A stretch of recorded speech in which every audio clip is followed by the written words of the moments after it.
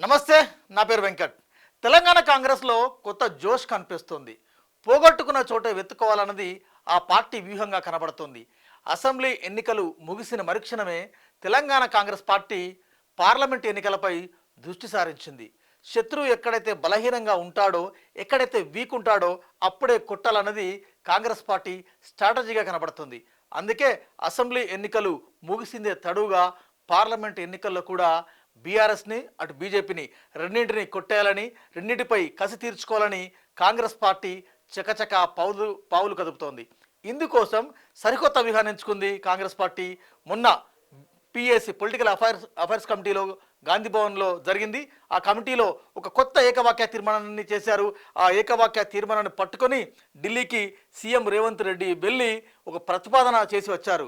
Madam Sonia Gandhi దయచేసి తెలంగాణలో పోటీ చేయాలి, సోనియా గాంధీ కాకపోయినా కనీసం ప్రియాంక గాంధీ అయినా తెలంగాణ నుంచి పోటీ చేస్తే ఆ పార్టీ మరింత బలం పుంజుకుంటుంది, మరింత వేగం పుంజుకుంటుందన్నది పార్టీ నాయకత్వం యొక్క ఆకాంక్షగా తెలుస్తుంది.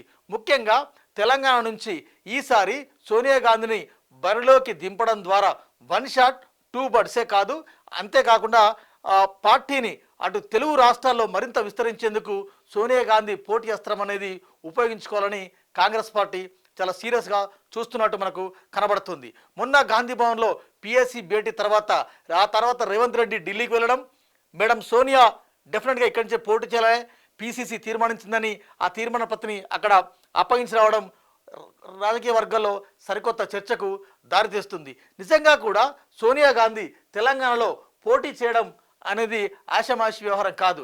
అంటే తెలంగాణ నుంచి పోటీ చేయించడం ద్వారా పార్టీ ఇమేజ్ పెరగడంతో పాటు పార్టీ తెలుగు రాష్ట్రాల్లో ఇంకా పునాదులు బలపడడంతో పాటు సోనియా గాంధీ పోటీ చేయడం ద్వారా తెలంగాణలో పార్టీ మరింత వేగం పుంజుకుంటుందనే వాదనకు అర్థం కూడా ఉంది.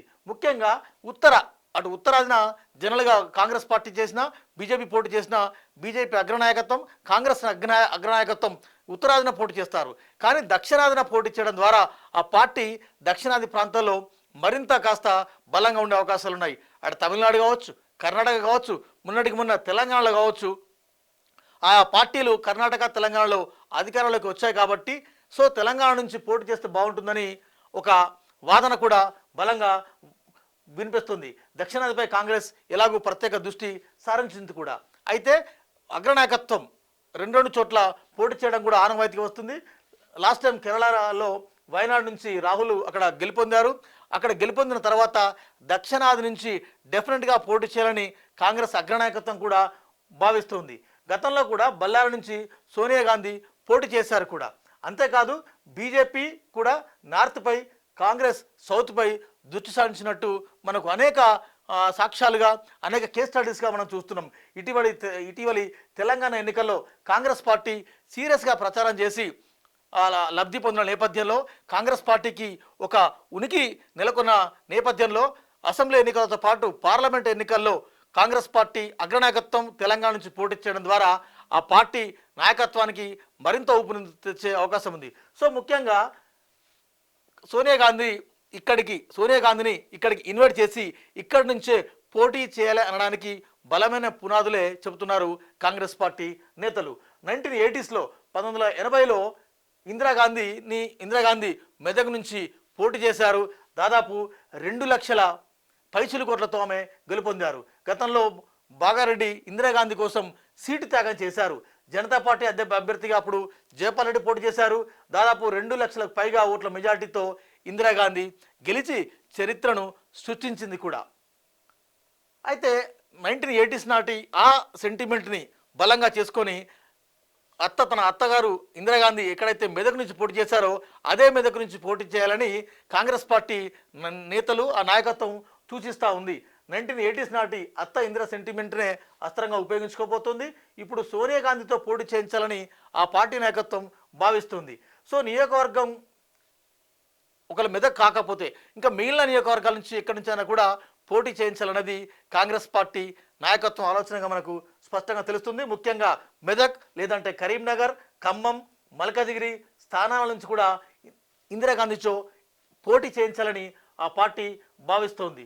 సో మొత్తంగానైతే మెదక్లో పోటీ చేస్తే అత్త తన అత్తగారి సెంటిమెంట్ వర్కౌట్ అవుతుంది. ఎందుకంటే దక్షిణాది నుంచి కొంత, ఉత్తర తెలంగాణ నుంచి కొంత వర్కౌట్ అవుతుంది.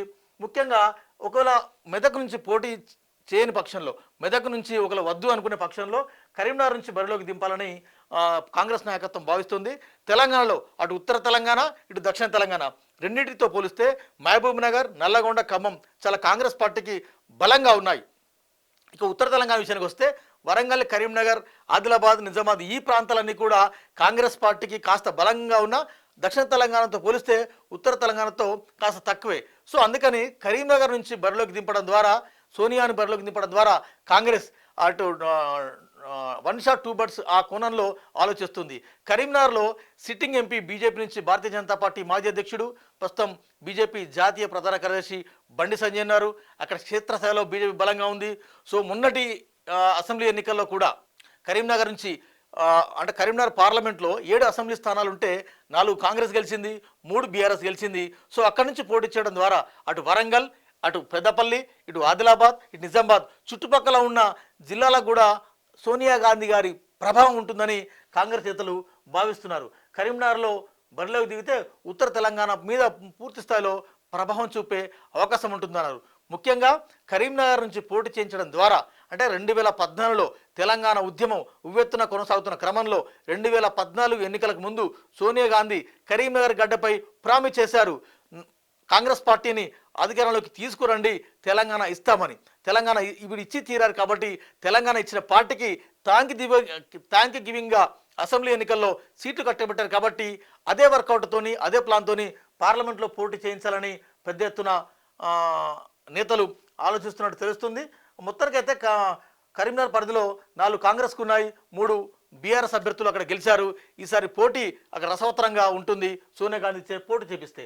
అంతేకాక కాంగ్రెస్ ఆలోచిస్తున్న మరో స్థానం మల్కాజ్గిరి. ప్రస్తుతం సిట్టింగ్ మొన్న తాజా మాజీ ఎంపీ రేవంత్ రెడ్డి, ప్రస్తుతం తెలంగాణ రాష్ట్ర ముఖ్యమంత్రి రేవంత్ రెడ్డి నిన్నటి వరకు అక్కడ మల్కాజ్గిరి నుంచి ప్రాతినిధ్యం వహించారు.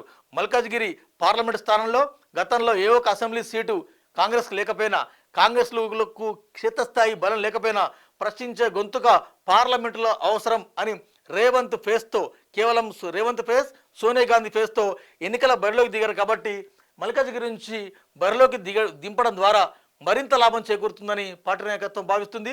మల్కాజ్గిరి ఈ దేశంలోనే అతిపెద్ద పార్లమెంటు, అటు ఉత్తరాది, దక్షిణాది తదితర ప్రాంతాల నుంచి మల్కాజ్గిరిలో ఎక్కువగా ఉంటారు కాబట్టి అక్కడ నుంచి 2019 పార్లమెంట్ ఎన్నికల్లో రేవంత్ రెడ్డి గెలుపొందారు. ఉత్తర దక్షిణ భారతదేశపు సమ్మిళిత ఓటర్లు అక్కడ ఉంటారు. మల్కాజ్గిరి పరిధిలో మొత్తం కాంగ్రెస్ అభ్యర్థులు ఓటమి పాలైనప్పటికీ కూడా ఈసారి పార్లమెంట్ ఎన్నికల్లో సోనియా గాంధీ పోటీ చేయడం ద్వారా మరింత లాభిస్తుందని ఆ పార్టీ నేతలు గ్రౌండ్ వర్క్ చేస్తున్నారు. ఇకపోతే ఖమ్మం నుంచి కూడా సోనియా గాంధీకి ఆహ్వానం అందుతుంది. ఖమ్మం నుంచి పోటీ చేయడం అనేది చాలా ఈజీ టాస్క్. ఎందుకంటే సోనియా గాంధీ కేవలం నామినేషన్ వేసి వెళ్ళిపోతే, నామినేషన్ అలా దాఖలు చేసి ఇలా వెళ్ళిపోతే ఈజీగా గెలిచే సీటు ఖమ్మం.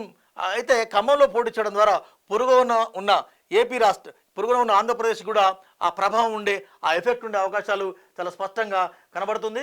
ఖమ్మం లాంటి స్థానాల నుంచి పోటీ చేస్తే సోనియా గాంధీకి ఇక ఎదురే ఉండదని ఆ నేతలు కూడా భావిస్తున్నారు.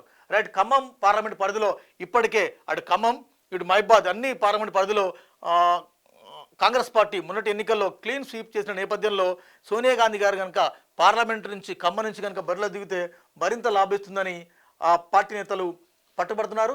సో మొత్తంగా కూడా అన్ని ప్రాంతాల నుంచి, అంటే ఇక్కడ ఉత్తర తెలంగాణ, దక్షిణ తెలంగాణ, ఉత్తర తెలంగాణలో మెదక్, కరీంనగర్ ఆ ప్రాంతాల నుంచి, అదేవిధంగా హైదరాబాద్ విషయానికి వస్తే అటు చేవెళ్ళ కానీ, మల్కాజ్గిరి కానీ, ఇకపోతే ఖమ్మం కానీ ఆ ప్రాంతాల నుంచి సోనియా గాంధీతో పోటీ చేయించాలని కాంగ్రెస్ నాయకత్వం భావిస్తుంది.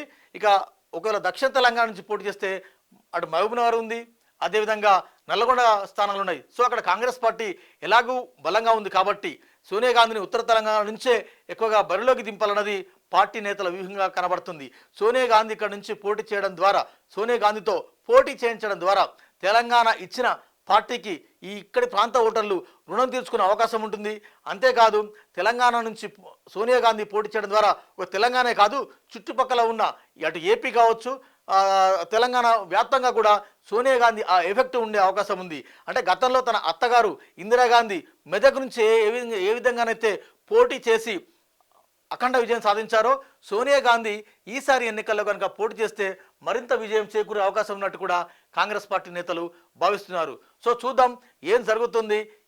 కాంగ్రెస్ పార్టీలో సోనియా గాంధీని ఇక్కడికి రప్పిస్తారా, పోటీ చేపిస్తారా, పోటీ చేయించి పార్టీని మరింత బలోపేతం చేసుకుంటారన్నది రాజకీయ వర్గాల్లో పెద్ద ఎత్తున చర్చకు వస్తుంది.